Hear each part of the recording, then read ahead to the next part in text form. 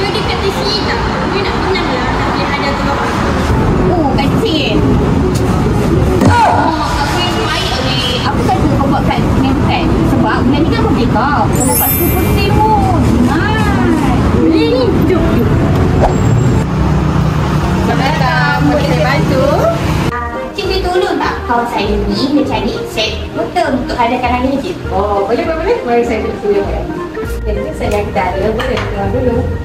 Wow, cantiknya. Buka. Bagi tali sekali ya. Okey, boleh.